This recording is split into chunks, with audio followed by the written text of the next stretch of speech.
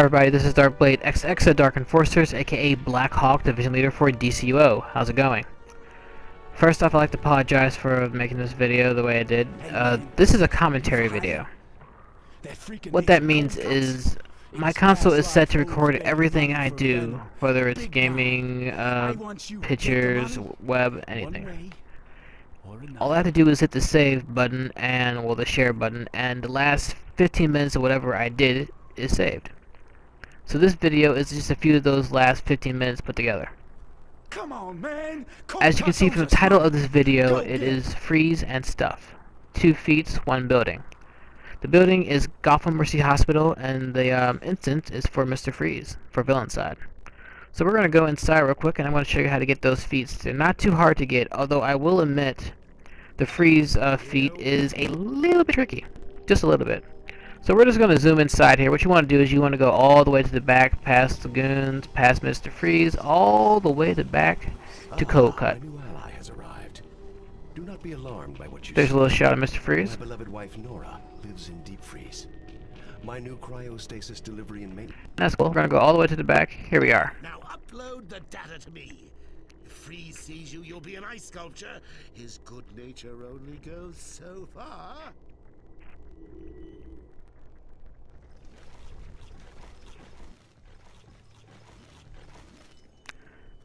And our first feat is called Stuffed. Allow Cold Cut to eat 8 times before defeating him. Now there are a couple of do's and don'ts for this, so I'll let you know about those. First do and don't. Do not stand around like I'm doing right now, hoping that after he eats, you can finally attack him. You will not get the feat. You have to initiate combat first, and then allow him to eat during combat. Now this machine over here, once destroyed, Cold Cut will start attacking you. And this little console right here activates the destruction of this machine. So let's go ahead and activate that and actually begin this feat. Now this little animation, that's what he does every time he eats, so look around for that. Also there'll be a caption to let you know that he's eating, aka snack break. Now every time he eats, there's 2 things he can do. Right now he's eating, you'll see that he's gonna blow. That means he's gonna do his vulnerability thing. He eats, throws up what he eats, and becomes vulnerable. There's also one where he eats, keeps it in, and starts to rampage. All of his attacks do extra damage. He starts putting out more power moves, etc. I'll show you what both of those look like, just so you can avoid them. Now, pretty much what you want to do is, he's gonna keep eating. That's what you want. Running around the room's a good way to avoid damage, but it's not the best way. Eventually something's going to hit you, whether it's the weather itself. Yes, when you're fighting Cold Cut, he will make the weather itself attack you. Think of it as a dot.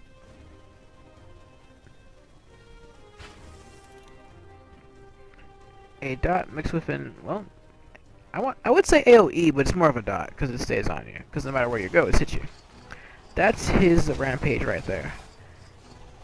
Slams on the ground and sends us out and starts doing tons of power moves to kill you. Now there is something better you can do than just running around hoping to evade him. There's actually spots in this room where you won't take any damage as long as you go to them.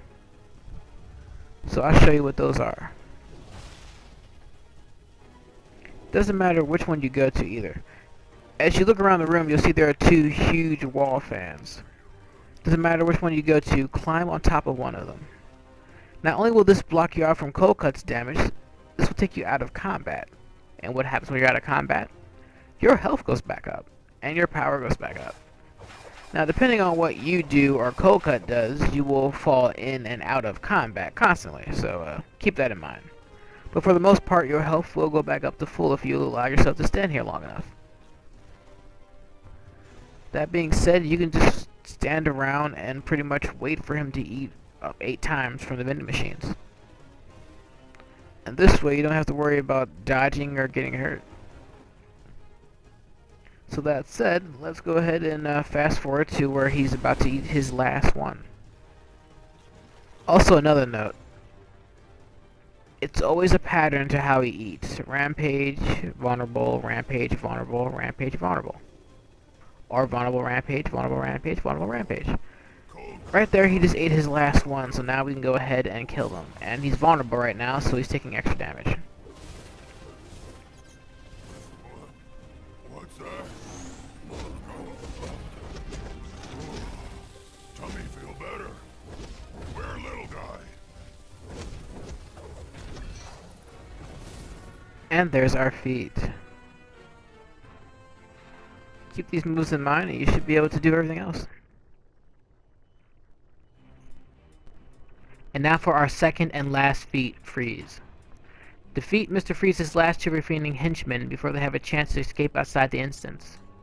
This can get a little tricky, so I'll be telling you various ways for you to get it done. This will all depend on what power you are in your movement mode, and how comfortable you are with those powers and certain moves you have. And this all takes place after you defeat Mr. Freeze.